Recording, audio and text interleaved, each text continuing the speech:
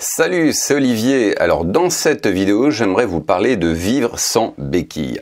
Alors il arrive que selon les saisons de notre vie, eh bien Dieu plante à nos côtés des gens, par exemple, qui vont nous enseigner les rudiments de la foi, qui vont nous coacher, peut-être nous aider à traverser une période difficile. Bref, ce sont en quelque sorte des béquilles. Seulement, ces gens sont là juste pour une saison. Ils ne sont pas supposés camper éternellement dans notre vie. Et Dieu veut nous apprendre aussi à voler de nos propres ailes. À remporter nos propres victoires, à penser par nous-mêmes, réfléchir par nous-mêmes, faire des choix par nous-mêmes. Et nous ne pouvons pas continuellement dépendre des autres pour réussir notre vie. Et trop souvent, eh bien, nous pensons que ces gens vont rester là toute notre vie. Non, ça ne veut pas dire que ce sont de mauvaises personnes, mais juste que Dieu les a plantés pour une saison de notre vie. Mais Dieu veut que nous devenions indépendants, que nous fassions nos propres choix et non pas non plus que nous vivions par procuration. Vous n'avez pas besoin que quelqu'un vous dise continuellement ce que vous devez dire, ce que vous devez croire, ce que vous devez faire. Vous pouvez prendre des décisions par vous-même. Et trop souvent, nous sommes dépendants des gens. Non, nous avons une destinée qui nous est propre. Dieu a des plans qui vous sont spécifiques. Et vous ne grandirez jamais aussi longtemps que vous serez tributaire des autres. Donc lorsque des gens vous ont aidé, eh bien pendant un temps, comprenez qu'ils sont là juste pour une saison. Et qu'est-ce qui se passerait d'ailleurs s'ils n'étaient plus là? Vous seriez perdus. Donc c'est pas normal. Il faut que nous apprenions à vivre par nous-mêmes, à être autonomes. Et trop souvent, eh bien, nous sommes tributaires de l'opinion, notamment des autres, pour estimer notre propre valeur. Il y a quelques années, j'avais amené un couple au Seigneur et un jour, au bout de quelques mois, ils ont commencé à faire une crise de susceptibilité et ils ont même dit qu'ils quitteraient l'église et je suis allé les voir seul à seul et je leur ai dit, alors ils m'expliquaient, mais les pasteurs de l'église ne s'intéressent plus à nous, ils nous disent plus bonjour, ils nous embrassent plus comme ils faisaient, on a l'impression que les gens nous rejettent, que les gens s'intéressent pas à nous, on a un peu l'impression d'être dans notre coin. Et je leur ai dit, mais écoutez, peut-être que pendant les premiers temps, les gens vous ont manifesté une attention particulière parce que vous traversiez une période difficile, vous étiez un peu des bébés spirituels et les gens vous ont montré une attention particulière parce que vous en aviez besoin. Mais maintenant, il est temps aussi pour vous de grandir. De toute manière, les hommes ne sont pas votre source, c'est Jésus-Christ. Ce ne sont pas les hommes qui vont répondre à vos besoins, c'est Jésus-Christ qui va répondre à vos besoins. Et en fait, la question, c'est pas, lorsque vous venez à l'église, c'est pas qu'est-ce que les autres vont pouvoir me faire, mais c'est moi, qu'est-ce que je peux faire pour les autres. De toute manière, les gens ne les rejetaient pas du tout, mais en fait, c'était leur propre sentiment. Quoi qu'il en soit, notre valeur, on n'a pas besoin que les autres nous rappellent à quel point on est des gens bien, à quel point... voilà, notre valeur...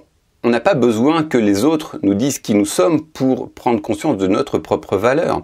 Et trop souvent, les gens sont tributaires de l'opinion des autres, de l'attention des gens. C'est bien, Dieu placera parfois des gens sur notre chemin pour nous faire prendre conscience de notre potentiel, pour nous encourager, des gens qui vont croire en nos rêves. Mais je sais que pour ma part, même si les gens ne m'encouragent pas, ça fait toujours du bien, ça nous booste, mais je sais pour ma part que même si des gens ne croient pas en mes rêves, eh bien je vais continuer à faire ce que je m'estime devoir faire et je vais continuer à croire que je suis une personne de valeur. J'ai pas besoin que les gens me le rappellent, je suis pas tributaire des gens. Et voilà quoi, donc votre valeur vous vient de Dieu, vous devez être en mesure de croire en vous-même, de croire en votre propre potentiel. Vous n'avez pas besoin que les gens vous disent que vous êtes quelqu'un de bien, vous n'avez pas besoin non plus que les gens vous disent ce que vous devez faire, vous devez prendre des décisions par vous-même. Alors parfois il arrive aussi que certaines personnes mal intentionnées vont chercher à exercer une emprise sur votre vie. En fin de compte, ils ne cherchent pas votre intérêt, ils cherchent leur intérêt. Alors, il y a un passage, notamment dans le Nouveau Testament, qui nous dit ceci. « Ils sont sortis de chez nous, mais ils n'étaient pas des nôtres, car s'ils avaient été des nôtres, ils seraient demeurés avec nous. » Et certaines des personnes qui sont pour vous le sont tout aussi longtemps que vous allez dans leur sens. Elles feront tout pour vous maintenir dans la captivité. Non, déconnectez-vous des gens et fréquentez plutôt des personnes qui ne feront pas d'ailleurs tout pour vous, parce que le fait de tout faire à votre place, eh bien c'est une manière de manipuler les autres. Non, cherchez plutôt des gens qui vont croire en vos rêves, au contraire, qui ne vont pas vous maintenir dans la captivité, mais qui vont tout faire au contraire pour que vous deveniez indépendant et autonome. Voilà, d'une manière générale, vous savez, c'est pas le nombre de personnes que nous avons à notre côté qui compte, mais c'est plutôt la qualité. Donc vous savez, il y a des gens qui cherchent vraiment l'approbation du plus grand nombre. Ils ont besoin de l'approbation du plus grand nombre pour croire en leur propre valeur, pour démarrer un projet. Non, de toute manière, ce qui compte, c'est pas le plus grand nombre, mais c'est plutôt la qualité. Je pense notamment à Gédéon. Eh bien, Gédéon devait renverser une puissante armée et Dieu lui a dit de ne garder que 300 personnes parmi les 10 000 soldats. En fin de compte, Dieu voulait que Gédéon n'attribue pas sa victoire à lui-même, mais à Dieu. Donc, c'est pas le nombre qui compte, mais c'est plutôt la qualité. De toute manière, vous n'avez pas besoin que quelqu'un vous dise qui vous devez épouser, ce que vous devez manger, quel métier vous devez faire. Vous avez la petite voix intérieure qui peut vous le dire. Suivez la petite voix. Vous n'avez pas besoin que tout le monde vous dise ce que vous devez faire. Nous devons devenir autonomes.